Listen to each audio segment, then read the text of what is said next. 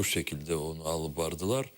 Ee, Eğer dünyadaki ülkelerini alsak, ben şimdi hepsini söylemiyor olmam ama bizim basınlarımızda çok şeyler açıklandı. Kırım Haber Ajansası, sizin ATR televizyonunuzda çok yerlerden haberler verdiler. İşte Almanya, Hollanda, Romanya, e, Latvia, Litva, Polonya, e, daha çok ülkelerde e, bizim toplumlarımız, Ukrayna diasporanın teşkilatları ve Ukrayna devletin büyük elçilikleri beraberlikte bu tedbirleri alıp vardılar. Birleşmiş Amerika Ştatlarında bizim liderimiz bu günleri Mustafa Ağamız Kanada'daydı ve Kanada'da bu tedbirlerde iştirak etti ve aynı zamanda Kanada devletinin rehberleriyle orada görüştü ve konuştu. Kiev'e ya Ukrayna'ya geldiğimiz vakit burada da şimdi hatırladıklarımı seslendireyim. Harkov, Odessa, Kherson, Zaporojye, Melitopol, batı tarafa gitsek Lvov tarafında Kiev'de çok tedbirler alıp varıldı. Ve elbette bu tedbirlerimizin en önemli birisi Çonhar'da alıp varıldı ve orada çok fazla insanlarımız toplandılar. İşte bu tedbirlerde hepimizin alıp varkan çalışmalarımız Kırım'ı seslendirmek, Kırım Tatar milletine karşı yapılan faciaları anlatmak ve elbette bundan milletimizge, toprağımıza dünya tarafından daha çok dikkat olganını istemek. Bu fikir, bu niyetlerini, bunu hepsini alıp vardık. Bilemiz ki, mına 18 Mayıs günü siz Kiev'de bulundunuz. Mında bir çok tedbirler ötkerildi. Çıkışlarda bulundunuz. Bunun da beraber Ukrayna hakimiyet memurları da çıkışta bulundu. Biraz tafsilatlıca tarif ediniz. Bunu söylemez önce bunu anlatmaya isteyeyim ki bütün dünyada ve Ukrayna'nın çok bu bölgelerinde alıp vargan tedbirlerimiz Kırım'daki, ana toprağımızdaki bu işgalcilerin rejiminde kalan milletimizi düşünüp alıp vardık. Ve gerçekten de her bir yerden milletimiz en beklediği, en milletimiz için çok böyle derece önemli olan bu signallarını istedik. Ve Kiev'de bilirsiniz, Kiev'de aslında pek çok tedbirler alıp varıldı ve ben birinciden buradaki çok cemaat cemiyetlerine teşekkür bildirmek isteyeyim.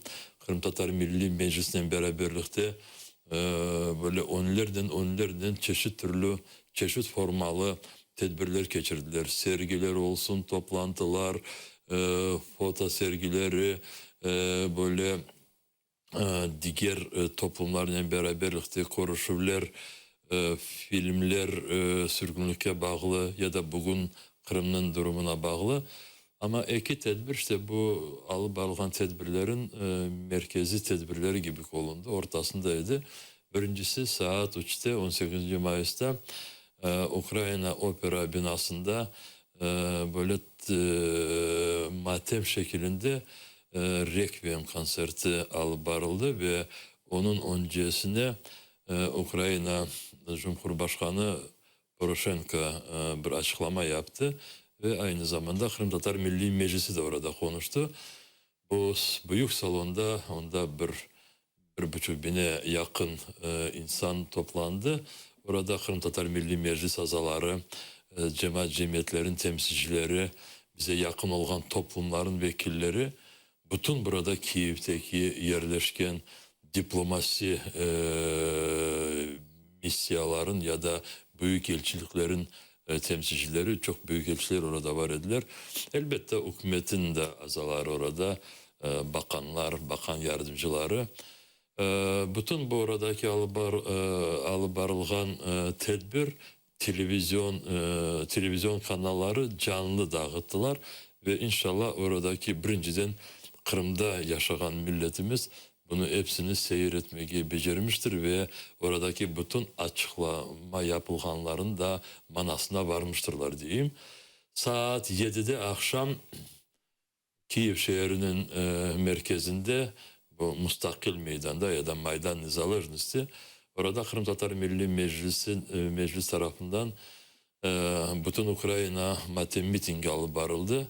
Siz hatırlarsınız o günü öyle bir yağmur yağmış idi ve bazı rahatsızlarımız var idi. İnsanlar hepsi buna dayanır mı, gelirler mi? Ama saat 7'ye 5 dakika kaldığı vakit, böyle ben saatime bakmış idim, 5 dakika kaldığı vakit apansızdan bu yağmur toxtatıldı. Ve orada bir 5-5,5 bin etrafında çok kişiler geldiler. Evet, onlar Kırım Tatarlar orada belki de azınlıktaydı. Ukraynalılar, diğer milletler, Türk toplumların vekilleri, Azerbaycanlılar, Kafkazlılar hepsi işte bizi, milletimizi destek etmek için milletimizin kurbanların ruhuna bizlerle beraber dualar alıp barmak için o meydanda toplandılar. Siz hatırladınız dediniz de men aslında o günleri siz Çoңғар Çoңғарда dediniz. bulunaydım ve anda da bilemiz ki birçok tedbirler ötkerildi ve aslında böyle balaban bir tedbir insanların yansıbet etkende anda birinci kere ötkerilgen bütün gençlik tarihinde sonki vakitler. Siz de o tedbirlerin böyle olacağını gözleydiniz mi anda? Buradaki arkadaşlarımız çok hazırlıklar alıp bardılar. Hepsini şimdi söylemeye becermesin, birisinin canı ağırmasın. Ama orada bu Kherson Regional Meclisi'nin reisi Lenur Lumanov, orada Veysel ağamız bu Novaleksiyevka'nın kasaba meclis reisi, Gulnara Bekirova oradaki hükümette çalışkan ya da rayon bölgesinin rehberin muavini. Aynı zamanda meclis Evet, azası. aynı zamanda Kırım Tatar Milli Meclis azası. Elbette Lenur İslamov orada çok organize ve teşkili işlerini alıp vardı. Bizler de kolumuzdan gelgen oraya desteklerini göstermeye tırıştık. Ben evet böyle yaxşı bir şekilde orada olacağını, yaxşı degenim, bakın burada doğru anlasınlar çünkü matem konu işte böyle çok organize ve bütün bu matemle bağlı duyguları açıklamak için ve birinciden gene de Kırım'a bile bir signal verilecek şekilde ben böyle bu kullanayım. Yaxşı şekilde dediğim vakit. Ve böyle olacağını biz umut ederdik. Ama o kadar böyle çok hepsi yerinde olacağını belki de o kadar düşünmemiştik ya da bilmezdik. Ben birinci telefonu oradaki meclisten bağlı insanlarımıza açmadım da birinci telefon konuşmamı orada indi tedbirler azlaştığı vakit Kherson vilayetinin valisine ya da gubernatörüne açtım. Dedim durum nasıl? Ben dedi laf etmeye asla olmayacağım Refat dedi. O kadar ben dedi gururlandım sizler için, sizin milletimiz için dedi. Çünkü dedi böyle tedbirler bu bizim taraflarımızda ve böyle açık yüzlerle, böyle açık fikirlerle, böyle insaniyet şeklinde alıp barılganını ben çoktan görmemiş dedim dedi. Buradaki insanlar çok sağ olsunlar dedi. Ben de dedim sen de sağ ol çünkü sen de oraya geldin, konuştunuz, sınıra vardınız. Anladığıma göre oradaki bütün insanlarımız Lenur İslam'la beraber bu Rusların sınırının yanında çok yakınlaştılar. Evet. Ve orada Kırım Tatar bayrakları götürüldü. Orada işte sloganlar seslendirildi. Çok şeyler yapıldı. Şüphesiz mına sınırda böyle tedbirler geçirildi dünyada ve Ukrayna'da balaban tedbirler geçirildi ve aslında en mühimi ise bu Kırım. Çünkü aslında Kırım Tatar halkı anda doğan, anda yaşayan, andan sürgün etilgen. Kırım'da da aslında işgalci hakimiyet birçok böyle öz tedbirlerini teşkil etken, lakin bizim Kırım Tatar vatandaşlarımız aslında halkımız bu tedbirlerde iştirak etmedi. Aksine Milli Meclis'nin teklif etkeni protesto aksiyalarında iştirak etti. Siz de bunu gözlediniz mi? Gördünüz mü? Mesela böyle aksiya var idi. Bu birdemlik ve hatıra signalı. Saat 12'de men Çoңғарда bulunaydım ve öyle davuşlu ses geldi ki gerçekten de saat 12'de. Siz bu hafta ne edebilirsiniz? Şimdi bakın ben de şimdi bekledim de Gülsüm kardeşim ne vakit biz Kırım'a geçecek. Çünkü yine de söylemeyi isteyeyim ki kaytarıp bütün burada yapkanlarımız her zaman Kırım'la bağlı ve 18. Mayıs'ta Kırım'ı bile düşünceden aslı çıkarılması aslı bile bir dakika bile çıkarılmamış idi hepimizin kafalarımızdan. Ve ben bu 18. Mayıs'ın sabahdan geceyecek orada bilgili bazı arkadaşlarının bağdaydım.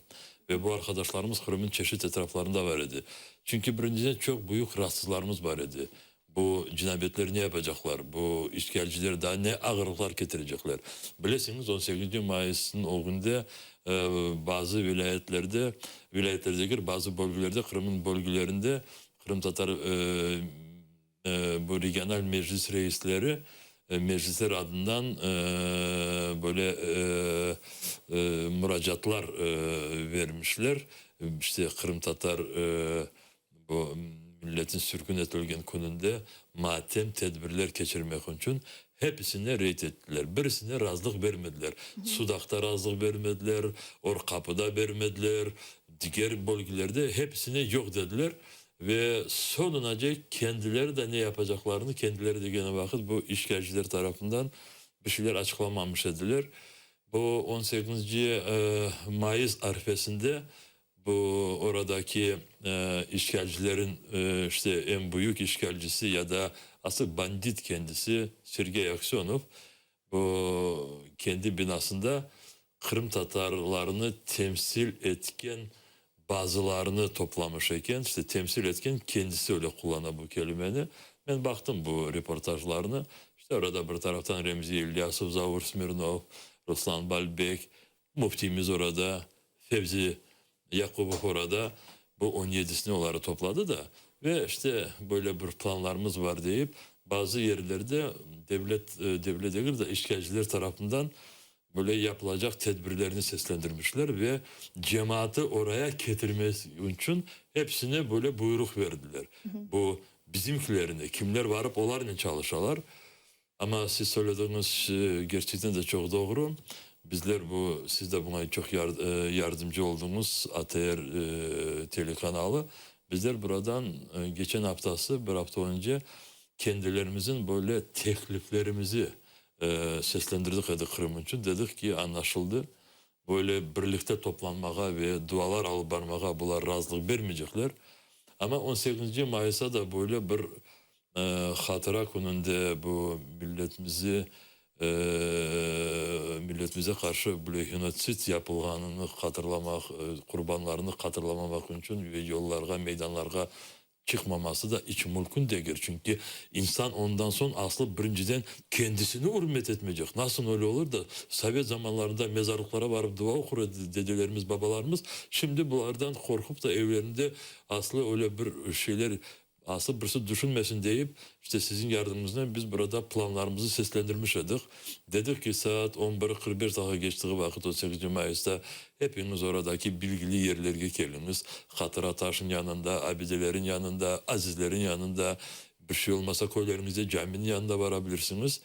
Ve orada dualar alıp varınız ve saat 12'de sükunet dakikası bütün Ukrayna'nın toprağında ve dünyada becerdiğimiz kadar. Ve arkadaşlarımız hepsi bunu yaptılar. Devlet ya işgalciler tarafından hazırlanan yerlerge bazıları varlar işte bir pipis soyları çünkü onlar reddetmeyi becermediler. Ya da mecburi şekilde. Mecburi vardılar ama onların yerleri boş kaldı. İnsanlarımız öyle bir kendilerini işte böyle bir alıp vardılar ki ben şimdi kendimin sözümü değil de bir cümle söyleyeceğim. Ben bunu saat 11.30'larda mı 12'lerde daha dualar alıp arılmamış idi. Birisi Facebook'ta yazar. Çünkü ben bu tedbirlerin arasında bile vakit karan ana o haberleri bekleyeyim de bakam bu poçtamı bakam Facebook'unu bakam son birisi yazardı. Bizim kasabamızda insanlarımız sıra sıra hatıra taşının yanına gittilerdi. Ben gururlanan böyle milletimle deyip böyle birisi yazdı. İşte ben şimdi bu cümleni bir kere de seslendirmek isteyeyim. Gerçekten de biz gururlanıyık bu Kırım'daki yaşayan Kırım Tatar milletimizle. Çünkü orada kendilerini 18. Mayıs'ta o kadar böyle bir derince bir akıllı, derince bir milli duygularıyla alıp vardılar ki işgalciler buna böyle şaşıp kaldılar, şok oldular. Ana o işgalcilerge hizmet etken bazı bizimkileri susup kaldılar. Bütün dünya bir kere de Kırım Tatarların ne kadar bile cesaretli bir millet olduğunu daha bir kere de açıkladı. Bundan evvel aytkan ediniz ki bu tedbirlerini işte seslendirgende siz rahatsızlanaydınız bu işgalciler ne yapacak deyip. Ve gerçekten de bilemiz ki Kırım'ın birkaç rayonlarında, regionlarında işte bu protesto aksiyalarında iştirak etken vatandaşlarımızı en memuri ceza verdiler. Hem de bilemiz ki Sudak'ta işte bu avtoprobek teşkil etken vatandaşlarımızı Mayıs'ın 25 günü politsiya merkezine çağırdılar. Siz bu akta ne aytabilirsiniz? Bu sadece ne olabilir? Gerçekten Başka de bu böyle aksiyalarda iştirak etmesinler diye mi? bu kuru Sudak'ta değil, Sudak'ta oldu. Aslı orada çok bile iyi canlı bile kanı kaynagan böyle milletimiz var. Milletimiz aslında hepsi öyle. Ama Sudakları daha çıkaran böyle atik olabilirler. Ama eski Kırım'da da böyle oldu. Ahmetçik'te de, Bahçesaray'da da oldu. Gençlerimiz kendileri böyle planlaştırıp bazı kanunu bozmayacak. Böyle bir şekilde kanuna karşı değil, bu işgalcilerin kanuna da karşı değil. Ama işte bu milletimiz vardır deyip göstermek için bayraklarını, arabalarını böyle kolonnalar alıp bardılar. Ve onları o günü akşamdan başlayıp polis merkezlerine çağırmaya ya da mecburi getirmeye başladılar. Ben burada bunu söylemeyi isteyeyim ki bu gençlerimiz bunu çok yaşayabilirler. Kendi aralarında onlar yazılaşalar. Hepsi kimi çağırsalar çağırsınlar, onların anayasasına ya onların konstitüsyasına esaslanıp birisi ağzını açmasın. Soyadını, doğan tarihini, yaşayan yerini onu söyleyebilir. Ama sen ne yaptın 18. Mayıs'ta? Ya neden yaptın? Ya kimle yaptın?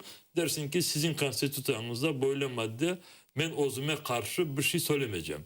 Ve advokatımla gelmeye. Bunu yapsınlar da çünkü onlar çıkaran çekinsinler, kınansınlar. Bazılarını son boşta bırakırlar. Bizim bazı gençlerimiz kendi cesaretlikini daha çok ziyade göstermek için başlayırlar böyle doğru, pek çok doğru ama keskinden olarak konuşmaya da onlar da aman tez onları yazıp son bunlarını onlara karşı kullanmaya son başlayırlar. Biz onlara cesaretliklerini gençlerimiz gösterdiler. Yeterli. Polis merkezinde konstitüsyaya esaslanıp bir şeyler söylemesinler. Onlar kıynansınlar ende. Çok sağ olun Rifat Ağa ve biliyoruz ki aynı şu bütün aslında dünyada çok milletlerinin tarihinde birçok facialar olgan. Aynı şu konu Kafkas'daki Müslümanlar yani Çerkeslerin de tarihinde bir dehşetli facia olgandır. Belki onlara destek sözü mü aytabilirsiniz? Bunu bize her vakit çok hatırlamaya gerek. Baştan bir bilmeye gerek. O bildiğimizden sonra hepsini hatırlamaya gerek. Çünkü gerçekten de bizim milletimizi pek çok diğer milletler destek eteler. Bileler. Endi bilmeyenleri de öğrendiler. Ve biz evet buna çok memnunuz ve biz bu böyle destek ettiklerini moral tarafından çok duyuyoruz ve bize bu faydalıdır. Ruhumuzu kotere. Ama bizim kardeş milletlerimizin de başlarına az gelmedi ağırlıklar. Bana bugün gerçekten de 21. Mayıs bana 3 günden sonra bizim bu facia konumuzdan sonra 21. Mayıs Çerkes milletine matem konu gibi gele. Çünkü onlar bunu böyle ilan ettiler ve endi bir devlet Gürcistan bu 21. Mayıs Çerkes milletine genosit yapılganını tanıdı ve işte bugün Kavkaz'daki bu kardeşlerimiz onlar da böyle maddi mitingler geçirirler. Ben Kırım Tatar Milli Meclis Reisi olarak bizim Tatarlarımızın onlara bu konu böyle taziye duygularımızı ben bildirdim elbette. Ama burada bakınız bizi de ne birleştiriyor? Putin tarafından 2000 senelerin başında ayrı bir emir verilmiş idi ve 7. Oktyabr her sene dersin ki bu Çerkez milleti kendi isteğinin Rusya İmparatorluğuna girmiş diye böyle bir kun kaydeteler. Aynı bizimkini de öyle etmeyi istiyorlar. 21. April'de bu bizim endi ne diyeceğim ne olsa da soydaşlarımız ama onlara geçkin soydaşlarımız Remzi İlyasov, Balbek, Smirnov, diğerleri işgalcilerle beraber 21. April'de 21. April bu Katerina zamanında Kırım'ı işgal ettikleri vakit bayram konu ya da bütün milletleri birleştiren bir bayram gibi böyle tedbirler geçirirler. Rusya, bugündeki Rusya, o Rusya İmparatorluğun politikasını aynı daha çok direnecek yerini getirmeye tırışa. Nasıl bu Kavkaz, Çerkez milletsiz olganını istemiş idi ve yüz binlerle onları öldürdüler ve Çerkez milleti bizim milletimiz gibi çok fazlası Türkiye'ye mecbur oldu o vakit gitmeye ve şimdi orada milyonlar Çerkezler yaşayırlar. Aynı bizim milletimizde de öyle yapmaya istiyor. Buna çok dikkat olmaya gerek. Çok sağ olun Rifat Ağa ve şunu da aytmak isteyeyim ki bundan evvel siz ayttınız ki mına Ukrainada 18 Mayıs'tan bağlı tedbirler ötkürülgende Ukraina anayasasının garantı yani Petro Poroshenko da çıkışta bulungan edi ve onun aytkanına göre o Kırım Tatar Muhtar Cumhuriyeti'nin teşkil olunması haqda teşebbüsünü bildirdi. Yani bu ne? Şimdi bazı Sizce? arkadaşlarımız bana bildirdiler diyorlar Rifat Ağa, ya geçen senesi de böyle aynı bir fikirler gibi söylemiş idi. Farkı çok büyük. Şimdi sizin burada bu programınızın da bir tesiri vardır. Çünkü biz beraber bu haftalarla konuştuğumuz vakit canlı yayında arkadaşlarımız az soramadılar. Ya ne vakit kanunlar kabul edilecek, ya ne vakit anayasaya değişmeler giderilecek, ya ne vakit Kırım Cumhuriyeti, Kırım Tatar Cumhuriyeti şekline çevrilecek.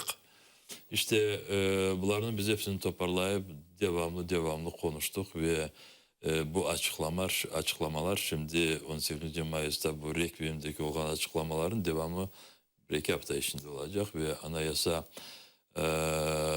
bu komisyonun içinde böyle bir iş grubu kurulacak ve bu anayasa komisyonunun bazı azalarının biz gerekli bile anlaşmalar diyelim işte bile müzakere yaptık bunu ve ben daha ondan sonra daha bir kez açıklama yaptım. Dedim ki Kırım Tatar milletinden de bu 2 sene işgalin devamında endi birisi bu sözlerden böyle bir boş bırakıp da aynıcılık gibi kullanacak olsa biz endi buna birisine bir fırsat vermeyecek.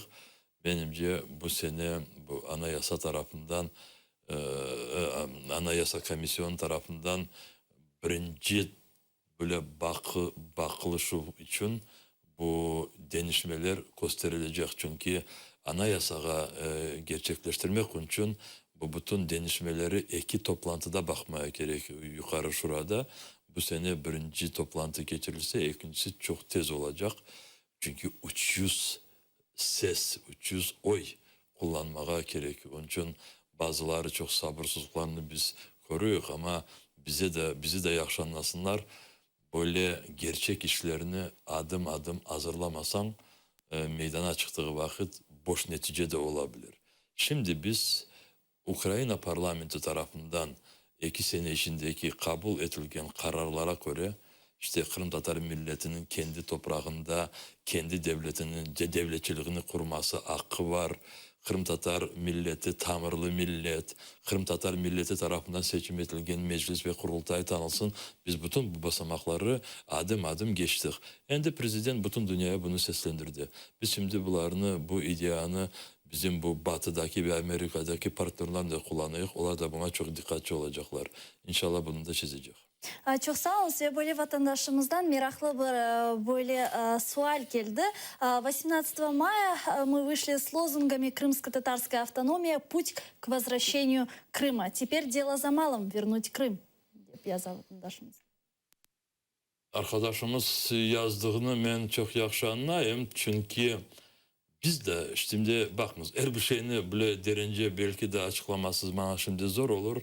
Vakti de belki de bazılarının gelmemiştir. Biz eminiz. Bu Kırım'dan işgalciler gitmek öncesinde çok tartışmalar olacak Kırım'ın etrafında. Çok tartışmalar olacak. İnşallah savaşsız tartışmalar ama çok böyle keskin şekilde siyasi, diplomasi savaş olacak. Diplomasi ve siyasi. Ve bu Tögerek masa mı, dört köşeli masadaki etrafındaki olan savaşta her bir taraf kendisine çok yakın olan ya da uygun olan böyle bir sebeplerini göstermeye tırışacak. Arkadaşımız çok doğru yazdı. Ukrayna diyecek ki Kırım Tatar milleti bizim devletimizde tamirli bir millet. Kırım Tatar milletinin toprağı Kırım'dır. Ve bu halkara kanunlara baktığımız vakit Kırım'da kendi devletçiliğini kurmasına Kırım Tatar milletin hakkı var. Biz Kırım Tatar milletine Ukrayna devleti içinde kendi toprağında kendi devletçiliğini kurmak için izin verdik deyip bu neyin sebebini masaya koyacak. Ben böyle anlatam bunu. Ben Amerikanlara, Almanlara hepsine böyle anlatam. Bunu Ruslar çok yaxşı bilirler ve duydular başta, şimdi bilirler. Ve bazı oradaki arkadaşlarımız istemeseler de belki bazı vakitte bakaydırlar Rus kanallarını baksalar, onlar şimdi bütün buna karşı. Ama sonki haftada Rus kanallarında bütün bu pislik karşılık iki mevzuna bağlı. 18. Mayıs ve Camala. 18. Mayıs Meclis ve Camala. Ve çok yazık ki onların bu yayınlarına Simferopol'den bazıları Ruslan Balbek ya Eyvas Umerov gibi cahilleri varıp onda kendi milletini kararlaylar da ve işgalcilerin taraflarını alalar. Ama Allah'a şükür gene de. Men de gururlanam o milletimizden. Siz gibi, diğer arkadaşlar gibi bizim milletimizde böyle ayrılığan insanlar bir ekidine ucdene. Onlar bir şey yapmayacaklar. Bundan evvel Jamal ayttınız da bilemiz ki sizden bir hafta evvel laf etkende, suhbetimizni yürüsetkende siz Jamal'a destek göstergen ve ona bildirgen ediniz ki onu desteklegeninizni, sözlerinizini ve bilemiz ki şimdi Jamala Eurovision'da galibe kazandı ve kendisi bütün dünyaya Kırım Tatarlarını temsil etti, gösterdi. Ne aytabilirsiniz bu haqda ve bilemiz ki Kırım'da aslında Rusya'da bununla bağlı büyük bir isterika oldu ve olmağa da devam etti. Bu ne haqda aytılar sizce? Şimdi hatırlarsınız biz 14'ünde saat 9'lar etrafında bu yayınımızı bitirmiştik. Ben bundan sonra ofise gittim. İşte ben ozum, bireklerine yardımcılarım diğer odalarda özüme kaldım ben. Ve endi saat 10'da konsertini ya Eurovision'u bekleyeyim. Ve bazı düşüncelerime düştüm. Ve dedim ki eğer Allah göstermesin hali beni kazanmasa ben ne diyeceğim? Kompüterimi açtım ve dedim ki ben bu Halebe kazanmadığını taşlayacağım. İnşallah Halebe kazanacak deyip Cemal'a breki bile kayrılap sözler de değil de düşüncelerimi yazdım. Başka bir formaya asla hazırlanmadım. Dedim Allah ille bu bizim hepimizin niyetlerimizi kabul eder. Ve Cemal'ını ilan ettikleri vakit aynı şu dakikalarda ben Facebook'a bunu yerleştirdim ve kimler beni kontrol etmeyi isteseler o konu 14. Mayıs'taki olan bu yazılarımı baktıkları vakit o sözlere geldikleri vakit böyle bir oraya işte bu mışıkını getirdikleri vakit aman orada gösterecek. Nasıl ilan ettikleri vakit ben onlarını yerleştirdim. Bakınız burada benim duygularım çok önemli değil. Burada o önemli ki Cemal'a bu bütün bizim milli hareketimize, bütün milletimizin sonki 10 yıllar içinde davrandığına ve ondan da daha çok ziyade 2 sene bu davrandıklarımızı inceliklerini o kadar böyle bir işte yerinden kendisinin talantının o kadar böyle milyonların yüreğine gidirdi ki bütün bu bizim duygularımızı ve yapkanlarımızı. Şimdi bütün dünya kendi olgan bilgilerini ya da çok suları olmayan bilgilerini Cemal'dan anladılar. Ve bu Kırım'a, Kırım Tatarlarga bu olganlarına, tarihine dikkat ediyor.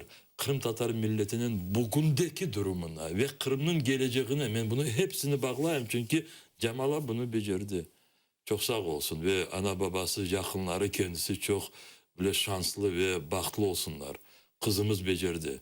Kızımız degenin milletimizde işte onun ismi şimdi kızımız oldu. Kızımız dedikleri vakit hepimiz biliyoruz ki bu kendi kızımız değil da kendi kızımızın yanında Cemal'a. Şüphesiz bunun da beraber bundan evvel birçok Kırım'da represiyalar olgan edi. Lakin işte bu galibe halkımızın ruhunu menimce daha da çok koterdi deyip aytmak mümkün. Burada da eğer bir iki dakikamız olmuş olsa burada bunu da bakın ben arkadaşlarımıza bile baskınlar yapmak istemeyeyim böyle fikir baskınları.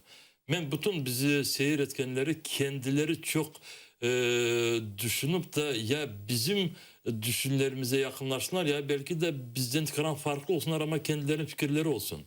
Ben şimdi bu Camalan'ın halebesinin etrafında. Buradaki bütün insanlar Kırım'da aslı o gecesi memce böyle yuklamağa neticeni bilmeyecek böyle yatkan bir koranta olmamıştır diyeyim. Çünkü haberler alıp duruyorum da gecesi olsa da işte o kasabada bilmeyeyim insanlar sokaklara çıktılar. O kasabada bilmeyeyim oyunlar başlamışlar. O yerde bilmeyeyim signaller verirler. Bir taraftan bütün dünya kuvana, ikinci taraftan bu Moskova taraftan kene de bu kanalları baksan bütün bizge içlerindeki olgan bu bütün bu karalarını bizim üstümüze düşürdüler o günleri. Dedelerimiz onu yapkan iken, milletimiz bunu yapkan iken ve bilesiniz neden bunu yaptılar? Çünkü Cemal'a bu dünyaya anlattı onu ki o devirde 1944 sene başımıza gelen bütün facialar ve bugün olan facialar bir merkezden çıkar. Moskva bunu kabul etmeyi istemiyor ve olmayı. Çok sağ olun Rifat Ağa ve son olarak da bilemiz ki yakınları aslında 23-24 Mayıs günleri Türkiye'de halkara humanitar summit olacak iken siz de anda bulunacaksınız. Bu hafta bir ilan veriyorsunuz mu? Anons diyeyim mi? Ne aytasınız? Şimdi gerçekten de 23-24 Mayıs'ta Türkiye Cumhuriyeti'nde İstanbul şehrinde bütün dünyadaki ülkelerin cumhurbaşkanları ya da hükümet başkanları, başbakanları toplanırlar. Humanitar meseleleri bakılacak. Bu böyle açıktan siyaset değil. Ama humanitar meseleler dediğiniz vakit biliyoruz ki hepsi kenarda siyasetten çıkar. Ve orada Ukrayna Cumhurbaşkanı da bir başkanın kendisi ve iyiyetle gidiyor. Bu iyiyetin içinde bizim liderimiz Mustafa Ağamız ve Kırım Tatar Milli Meclis reisi men. Yarın biz akşam yola gidecek. 2 gün orada çalışacak. Orada bazı tedbirleri bizler hazırladık. Bizim meclis azalarımız da bazıları orada yardımcı olmak için ve ayrı tedbirlerde iştirak etmek için gittiler. Mesela için Eskender Bariyev, Tamila Taşova bizim çok bile cemaat teşkilatların bile bir faali iştirakçılarından birisi. Zarema Bariyeva kete ve bizler orada ayrı konuşmalar alıp varacak ve Kırım'daki durumunu anlatmaya çalışacak. 3 gün evvelsi bu 18. Mayıs tedbirinden bağlı olan konuşmamızda Cumhurbaşkanı Petro Poroshenko dedi ki ben Cemalan'ı da çağırmayı isteyeyim. Sen buna meclis reisi olarak nasıl bakarsın dedi. Ben dedim vay Allah dedim bu iyi bir fikirdir. Cemala da orada iştirak edecek. Çok sağ olun. Biz sizlerge ah yol dileyimiz. Bugün ise efirimizge kelip sorularımızga cevap bergeniz Ben için. kendi arkadaşlarımıza çok büyük teşekkür bildirmek isteyeyim. Böyle milletten hepimiz gururlanıyıq. Çok sağ Şüphesiz olsunlar. gururlanamız. Çok sağ olun. Ben ise efirimni yekunlayayım. Aslında son olarak çok şey aytmak mümkün. Her birimizin kalbinde dışarı ıntılgan feryat var. Boş laf ve çağrılar yerine sizler için Çerkez Ali'nin bir şiirinden parça okumak isteyeyim. Kırım'da aksızlık boran tınmay. Halkımның taqdırın iblisler taptay. İlvanlar yerine yurt kara bağlay, tınçılıqның dalını fermanlar sallay. Halkımızın hakkını taptağan devlet, dünyada bir vakit kazanmaz şüret. Israrlı cüliyatını yolundan dönmez, Kırım'ның Kırım'da meşgali sönmez. Ey halkım, imdatını bekleme çetten, kimsege siyadet enmegen kokten. Kureşsiz tıklenmez halkımның tahtı. Ya vatan, ya ölüm, nesiller aktı. Gelecek Cuma ertesi günü görüşkence.